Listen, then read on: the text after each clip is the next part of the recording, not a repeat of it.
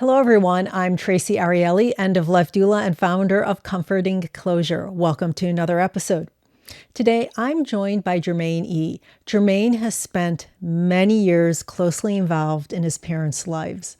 He has the kind of relationship with them that allows for open and honest conversations about retirement, illness, and death. Conversations many families never have. After losing his mother, he was left to sit with what those conversations made easier and what was still left unsaid.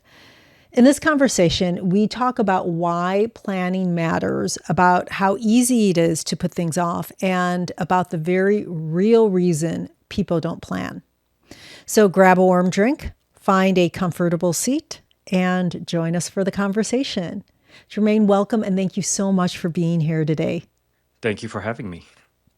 Now, before we talk about anything else, I want to start with you and your amazing family. So tell me about your parents and what growing up in your family was like.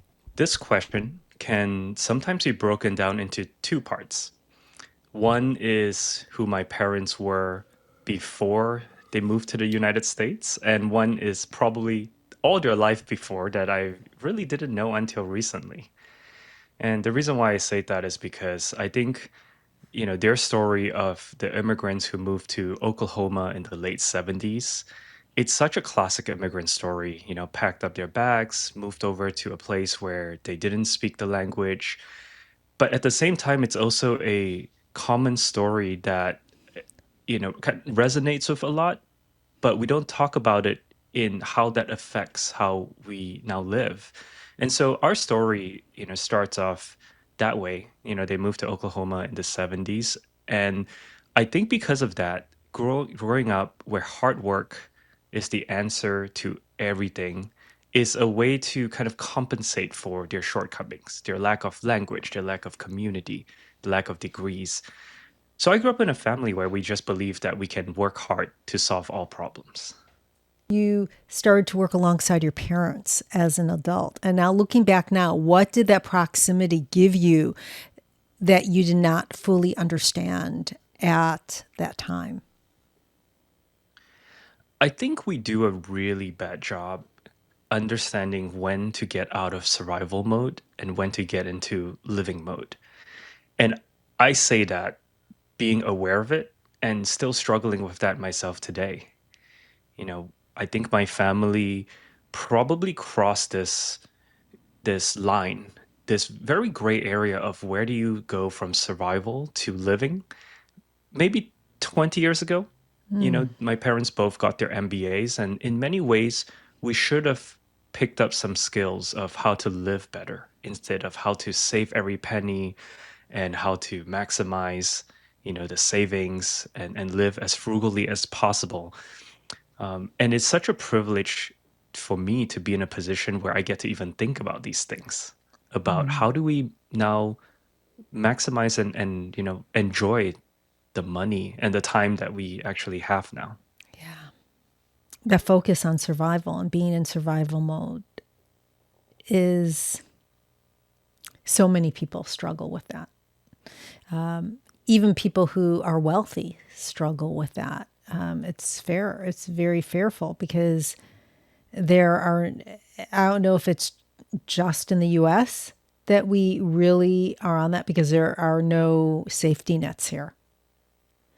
There are no, there's not universal health care. As we get older, there's, who's going to take care of you. And so the lack of safety nets in our country, I think, makes us very hyper focused on that. Yeah, we live in such a materialistic world, Yeah. right? We tend to measure our self-worth based on our ability to produce. Yeah. And in fact, this is something that I have been working on more recently, which is I try to wake up in the morning not feeling like I'm already behind. Mhm. And I think many of the listeners can relate to this feeling. Yes. It's like why is the default that we're behind, and why is not the default that we focus on what is important today rather than what is urgent? Yeah. And that is a mindset shift. Yeah. I think when people have been through, this, my job, of course, and this podcast is all about aging, death, and grief. I think that when you are focused in on those things as a job, that you start shifting. I know, and it's taken me a while. It really has. I mean, I've been doing this for a bit, and I would say it's really only the last year or so where I've been like, okay, focus on the now, focus on what it means to be healthy, and put your health and your family first. And that's a different, very big shift, I think, for most people. So I could understand where you're coming from. Let me see that. Now, I know we spoke before and you were talking about, because your mom, I apologize, what date, what is the anniversary of your mom's death? Because it Yeah, happened she passed recently. away August 23rd. So we're coming up on 6 months. I'm very sorry for your loss. So, again, thank you for being here. I know that before she passed away, before her death, you had a long running gratitude journaling practice. And we talked about that and how amazing that is. And what happened after your mom died? What happened when you tried to return to that practice? I journaled almost every week, but more consistently the first Sunday of every month. I've picked this up almost a decade ago, and now I have books dating back about 10 years of what I'm grateful for, what I'm frustrated by, and what I'm looking forward to. So these are the three non negotiable questions that I journal every first Sunday of the month. When my mom passed, I realized that my foundation shifted because the gratitude came from the clarity of knowing that my parents were healthy and my family, which is my core, was together. This togetherness that we celebrated so clearly had a fog in front of it in some ways. And in the beginning, it got a little bit frustrating and angry, even that I couldn't sit down and see that gratitude. It's not like I didn't have things to be grateful for. You know, my father is thriving in it's in the best way possible, you know, as much as he can after losing a wife. You know, he's healthy and he's doing things, and I'm really glad that he's able to keep moving. But at the same time, I think it was the shift in the foundation that made it difficult to feel gratitude. So things started turning around maybe 3, 4 months in when I started telling myself to not be angry or just not be frustrated that I cannot continue that journal practice. I think it was then when, you know, I think I'm like a very typical type A, where if I want to do something and I can't do it, I spend more time being angry at myself for not getting that done, versus trying to diagnose, you know, why it is and try to readjust a little bit. So it took me a few months to get there, but I feel much better now. I'm back in a place where the last few journals have been incredible. Music really helps. In fact, as I think I was sharing right before we hit record that, you know, we're recording this around the Lunar New Year, Yes. which is the first Lunar New Year without my mom. And the music, the sounds, they're hitting different this year. Yeah. I know how close you are to both of your parents. Were there conversations that you thought that you had time for that ended up coming later than you thought, or not at all? On the practical side, there were certain things that now that I know, for example, a Roth IRA, you need to have it open for 5 years in order for it to be inherited without a tax capital gain. So there's like little things like that. But on a more, personal side, even as someone who is so intentional and aware of the fickleness of life, the fragility of life, I struggled to visualize how little time I actually had with them. There's this very popular chart made popular by a writer, a former investor turned writer, Sahil Bloom. In this chart, he showed that time spent with friends and family and loved ones. And for the parents chart, it showed that you spend most of your time with your parents before you're 18, and then it drops off completely. So by 20 years old, we would have already spent 90% of our time with our parents on the average. And by 30 years old, we would have already spent 95% of the time with our parents. And it just keeps going down from there. And even knowing that, I didn't do enough, I think, to prioritize the things that we enjoyed doing. And so when this question comes up in conversations with friends, I would often advise them to kind of take a look back. And most of my friends are over 30. And so they've spent statistically 95% of the time they would have spent with their parents. And I say, well, you can't change what's in the past, but we can always take a look at this 95% that you've already spent, maybe take a journal and write down the things that brought the most joy. And the question now then is, how do you do more of that with the 5% that you have left? And I'm doing the same for my dad, the things that I enjoy doing with him, which actually is nerding out over building businesses. So it isn't like traveling to some exotic location or anything. It's a simple thing of just sitting in the office and discussing how to solve a problem. I love that. I love that you could share that with your father. That's really, really special. I know I have my father, he's retired now, but he had businesses growing up, small businesses growing up, and being able to be part of that and visiting and working.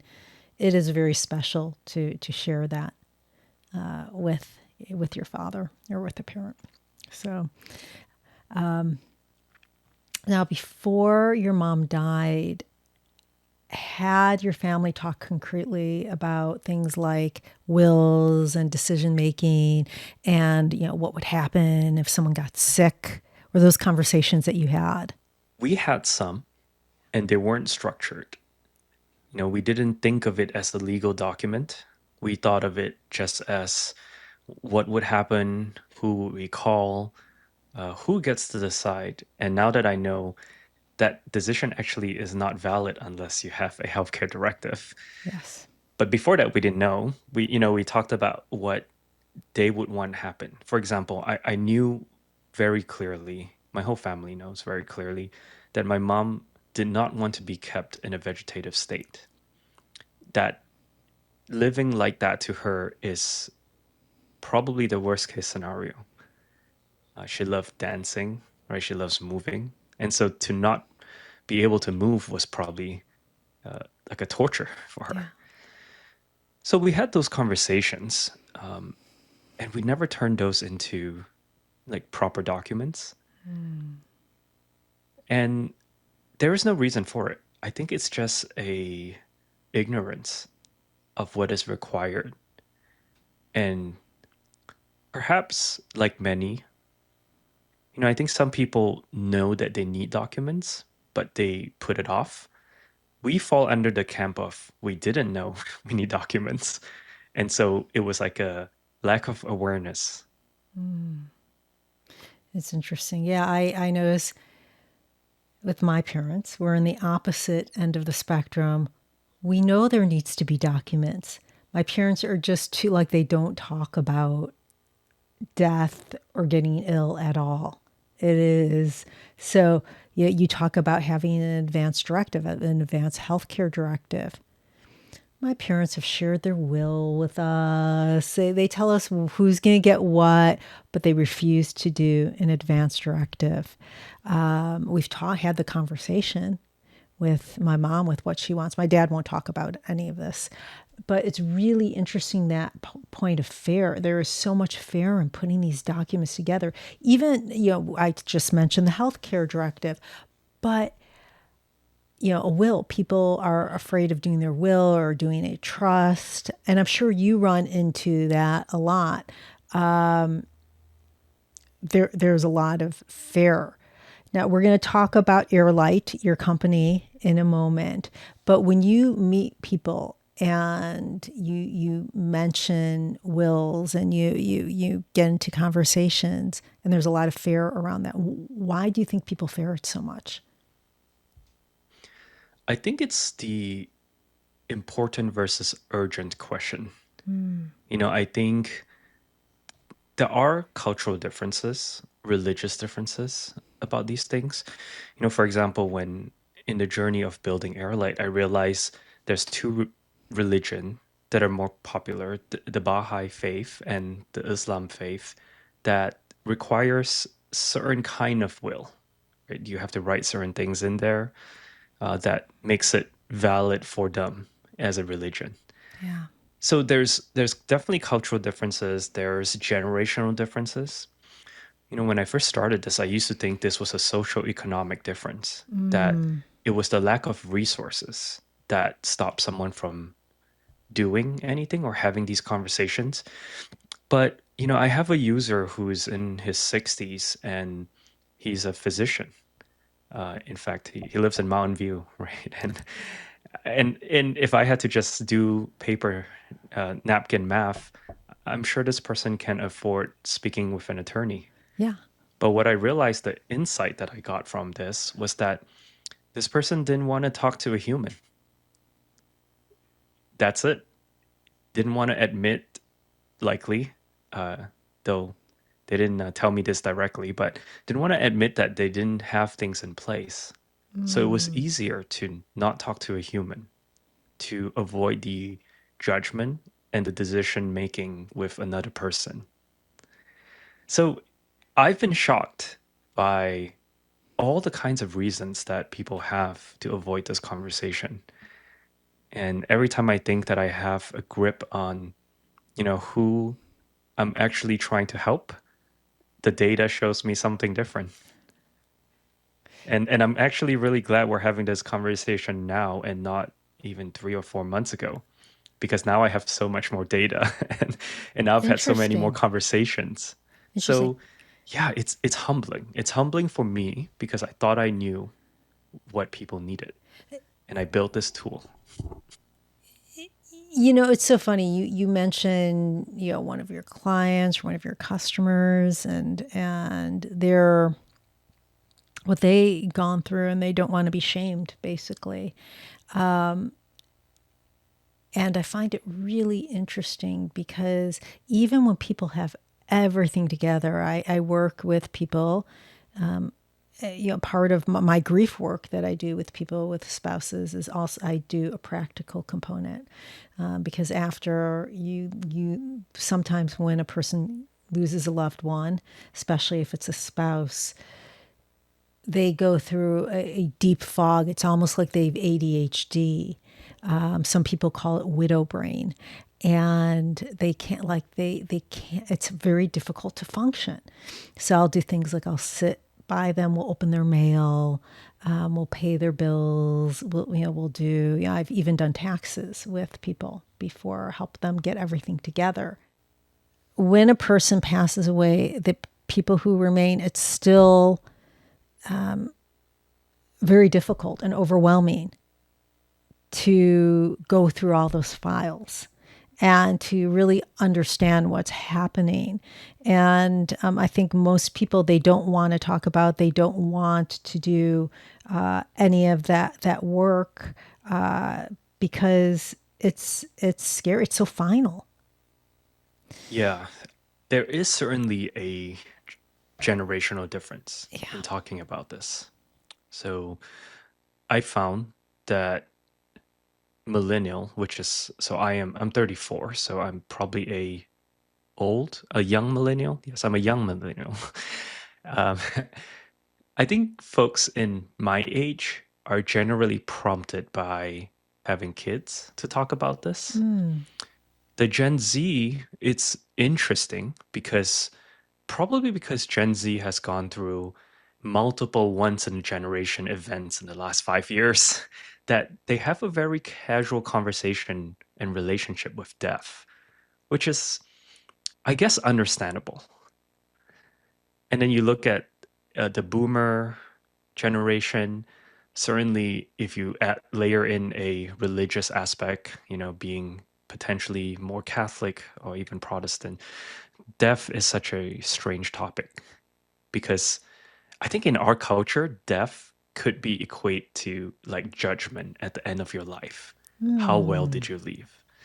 Whereas in the culture that I came from, which is Malaysian Chinese, it's such a communal, heavily influenced by Buddhism and Taoism, and in some ways Stoicism, right? So it's like nothing happens because it's just an effect of life. Like it's just in some ways karma, but also things just happen.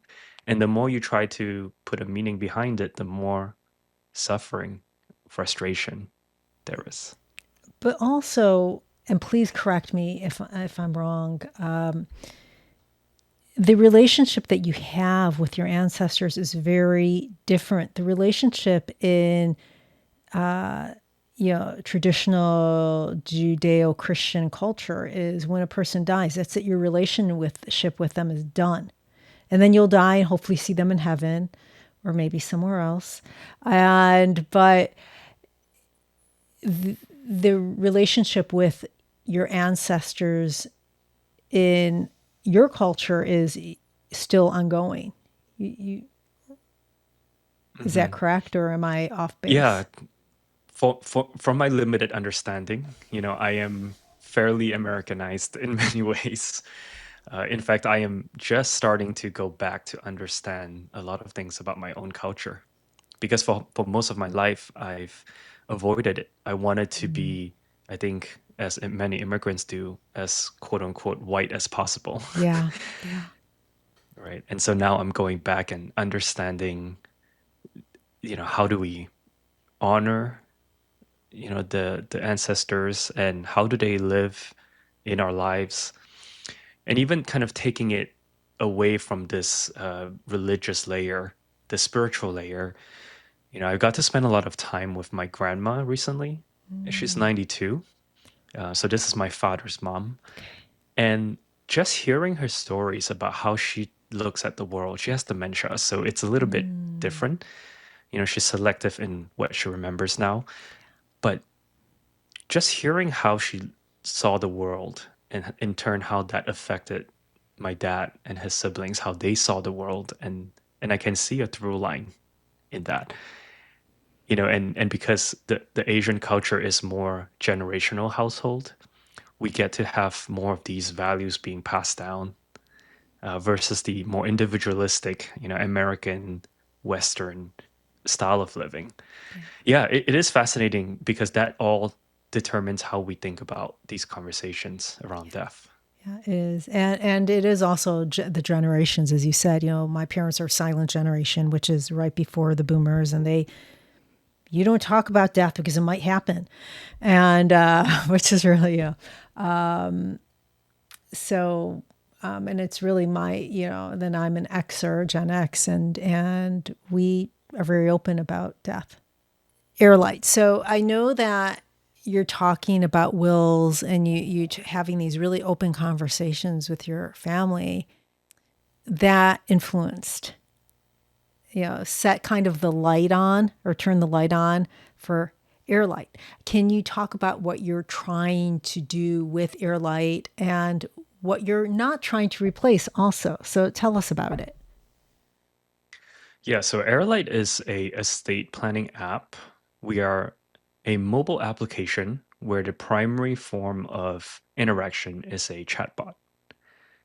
Eventually we will build a voice function so you can actually call us Instead of having to type it out, you can speak in Spanish to the chatbot, and we will then ask you questions about your life.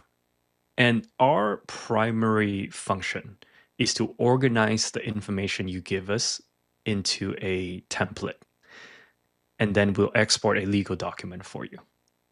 That's what we do in a nutshell.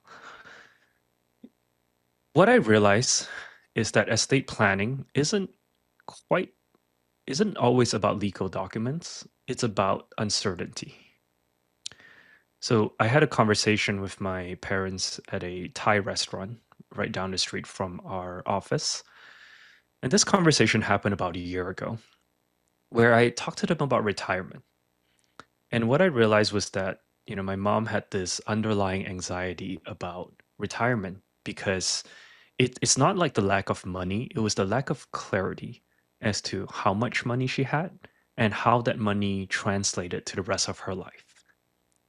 So that gave me an insight to build a chatbot to help her consolidate everything she has. And this chatbot essentially asked her in whatever language she wants to respond in, tell me about the relationships in your life, the bucket list you have. What did you like to do before you had 4 kids? Or, is there some piece of jewelry that has a special meaning? Because I want to know the story as the child. I want to know where this came from, what it means to her, and yeah, who she wants to live it to, right? The relationship between all of these things. And about 4 months into this process, I realized if I have these information, I'm able to organize a will for her. Mm. So that gave me the insight as to this clarity that can actually help her live more fully, to have these conversations about the things and the people. And because of this, we built a tool that is our goal is to make it beautifully designed so that it lowers the barrier of entry for people to go from 0 to 1. If you are listening to this and you know the difference between a will and a trust and what an executor is and guardianship, if you know these things, you're probably too advanced for our app. And there's statistically a 70% chance that you still don't have estate planning, right? Yeah. And the question then is why the inaction? Mm-hmm. So what we're trying to solve is to get people to have that initial touch point with estate planning, but coming from the lens of clarity, coming from the idea that clarity is love in practical form. Mm. I love that. That's nice. And even if, let's say, you want to trust, you don't want to will, this could be a really good first step because this is something that it sounds like, at least, that not only does it help you take and put everything in order so that if you do go and work with an estate attorney and get a trust done, that you have everything in order, that and you understand for yourself where you're at and where you want to go, which is extremely important before talking to a lawyer, talking to an attorney, that type of education. Because you don't want to be swayed. It's kind of like when you, in today's world, I know when I go to a doctor, I've already had an in-depth discussion with ChatGPT about everything. I'm coming armed with information. And that's how I see that this could benefit people, even if they're like, I'm going to use an estate attorney. The knowledge that you gain from doing this exercise sounds really important. Yeah, we built this with the goal of helping people discover, these conversations about what matters to them. Our team, we really believe that the only way to truly live a life that is full is to first know where your starting point is. right? It's impossible to really understand where you're going unless you know where you are today. And so our goal is just to tackle this challenge of estate planning from that angle. Now, the AI part of it, I will say, like, we're not really like ChatGPT in the sense of our AI doesn't search the internet for answers. Our AI is, for me, a little boring because it is so guardrailed to what the probate code is, Well, that's where great. it is great for the function of estate planning, Yes. but it's not great in the function of trying to have a conversation with someone about their dreams, Yeah. right? Because we don't have the ability to go now pull everything that's in the internet to inform us, our AI, of this conversation. So, the biggest difference between us and ChatGPT is we don't draft anything. We're simply organizing what you tell us by pushing back on questions that help clarify what is needed to fill out this template. But Chatty could hallucinate, right? You know that I know that when I'm doing research on something, sometimes Chatty will tell me a statistic. I'm like, where did you get that statistic? And there's nothing that he can point to, he or she. Sorry, I know I'm humanizing ChatGPT. I apologize if that offends anyone. It's just how I am. But having something, especially when there are there are major privacy issues if you use something like ChatGPT. You do want it to be a closed system for those privacy concerns. I think is a really good thing. Yeah, it certainly is. I think where people get in trouble, especially with legal documents, is this open-endedness of Yeah. I'm just going to search what's available on the internet and use that to form a contract, an agreement, right? And because estate planning has different rules in all 50 states. For example, in the state of Florida, they don't use executors, they use personal representatives. In the state of Arkansas, a minor is uh, up to 19 years old. You become an adult when you're 19, not 18. Mm. There's all these little things, and some advanced healthcare directive is not in the probate code, is in the health code in some states. So if you just ask ChatGPT, ChatGPT doesn't have enough context as to who you are as a person. So it doesn't have enough guardrails. Our biggest fear as a company, aside from being sued, because it seems like LegalZoom and all these companies constantly get sued for a bunch of random things, Yeah. is our promise to our user is to help you organize the thoughts in your head about these topics. And our only goal is to translate what you tell us to the best possible way into this legal document. That's the only thing we do. And so our greatest fear is to miss the mark. And as we're testing out Spanish and Mandarin, for example, we have to grapple with this thing where how do we translate things that are so nuanced? In because if you go to an attorney, the attorney would say, we'll get legal translator, we'll get it notarized, we'll get all these things done. And ideally the final document is in English because, it is the United States. But if we introduce all these friction, the chances are the user will just say, I'm just not going to do it. Yes. I'm just not going to have a will. And so these are the design that we're thinking in our product right now, which is, how do we responsibly solve these challenges? Now, for someone who knows that they should start planning, we all know we should start planning. But for those of us that don't, but we feel overwhelmed, let's say, what would be that first step that you would recommend that they do? I think if you are thinking about this topic, you can always go to heirlight.com and start for free.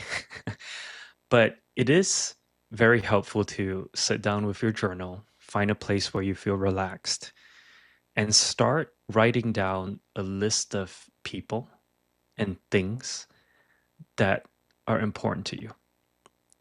And I would say go one step further. and write down a memory and a why this thing or this person is important to you.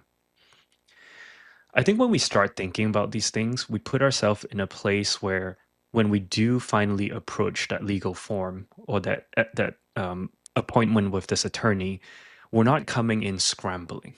We're not trying to find all these things. We already have gone through this practice of reflecting. I think that's a really, really good place to start. And then, if you have a partner, it's probably healthy to have this conversation with your partner. If you have kids, who takes care of the kids or the dogs? What would we like them to do? And it doesn't even have to be deaf. It could be something as possible as I'm going hiking in Everest Base Camp for 5 days and I lose all cell service. And now my daughter is at school and she needs something. These power of attorneys come in very handy in certain situations like that. And so it's not always about death. It's just about, yeah, can we have a conversation about who gets to do things for us? Who gets to make some decisions on our behalf? So, in building Heirlight, what have you learned from that process? Since my mom passed 6 months ago, I had been thinking often about what would I have done differently, the things that maybe should have done earlier. And I always come back to this place where I am just so glad that I started Heirlight just about half a year before she passed. Because of Heirlight, I learned about some of the things that matter to her more than I knew. One of those things, for example, is she really loves Zumba.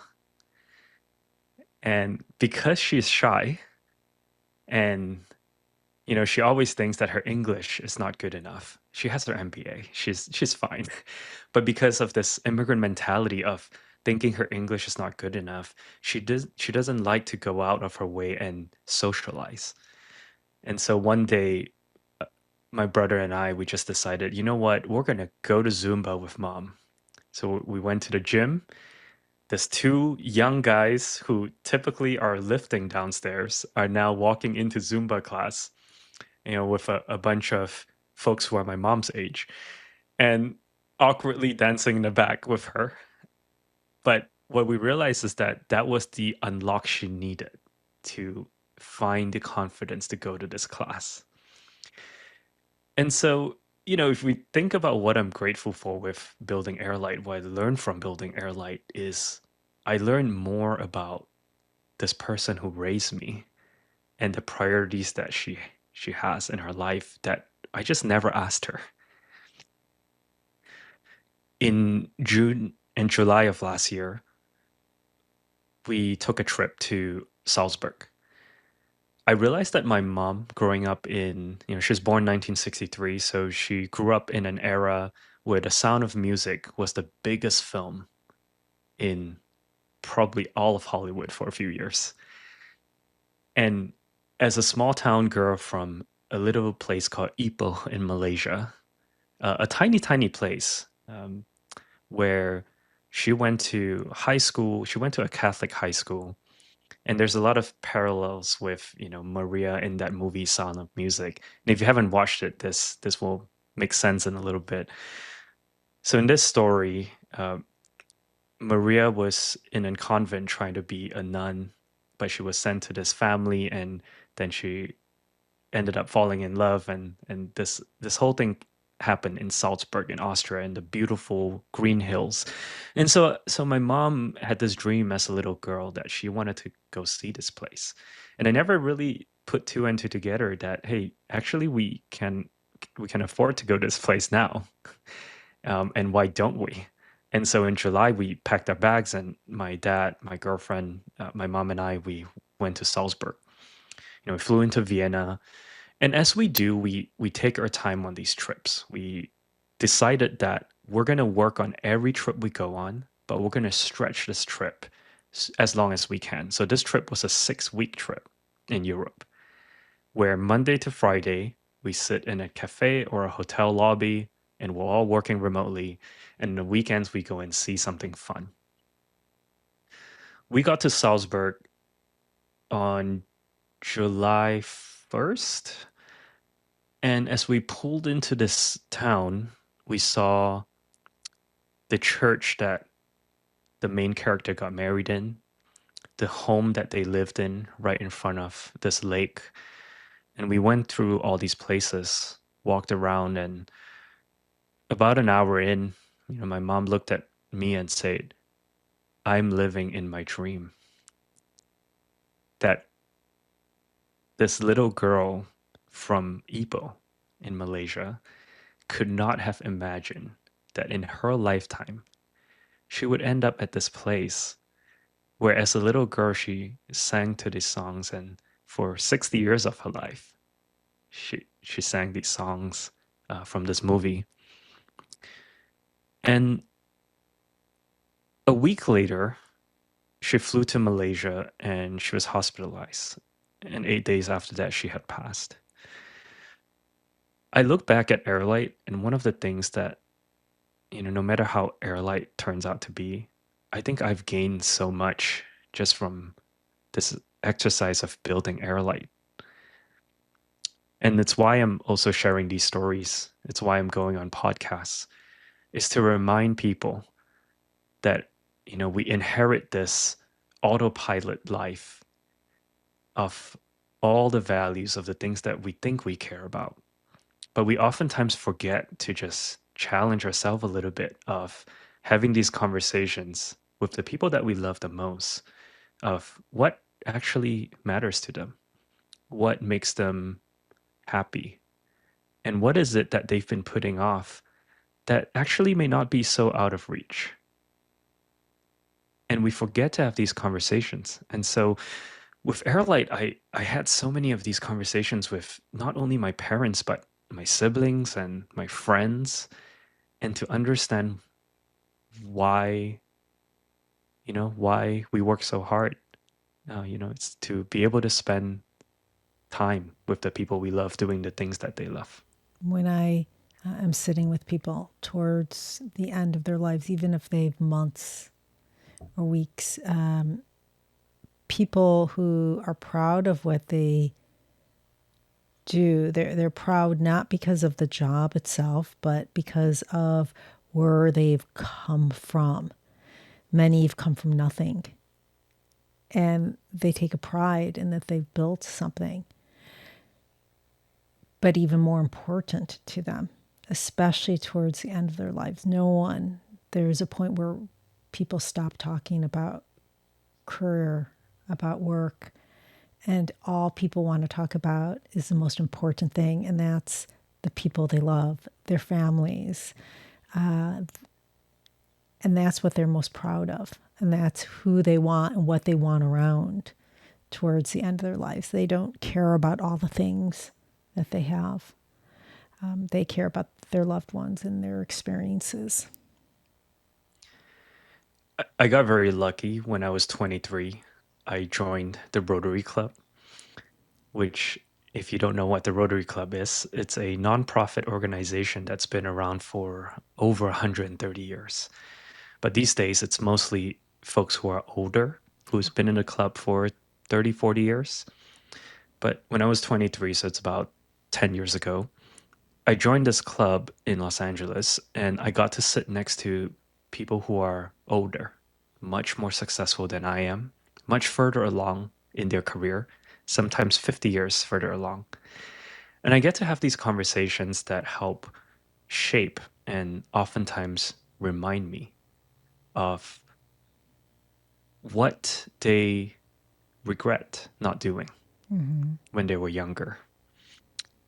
And I think that in itself was a great gift for me because I've kind of gone through all my 20s thinking that all the insecurities I have as a young man in his 20s can be solved by being successful. It's only the last 4 or 5 years in my 30s that I learned, and part of it is because of COVID. It got me to reflect, got a lot of us to reflect on what matters.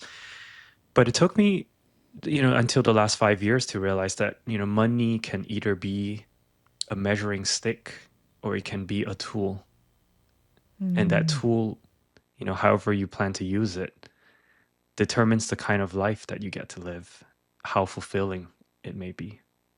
Thank you so much for being on the show and for sharing your story so honestly and sharing your vulnerability. I appreciate it. For those listening, where's the best place for people to find you and your work? I am easily found at Jermaine everywhere. So if you go on Instagram, LinkedIn, I'm everywhere. And currently, my focus in life, I think my mission in life is Heirlight. We're going to start with estate planning, but I plan to build out more tools to help people live with more clarity.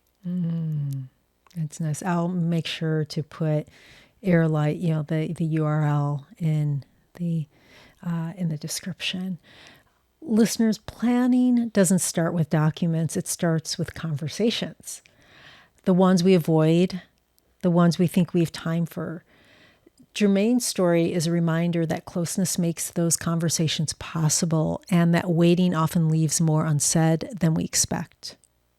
Thank you for joining us. If you've any questions, please comment below or reach out to me directly. And if you found this conversation to be helpful, please like, share, comment, and subscribe. This is Traci Arieli from Comforting Closure, wishing you peace and comfort in your journey. Until next time, take care.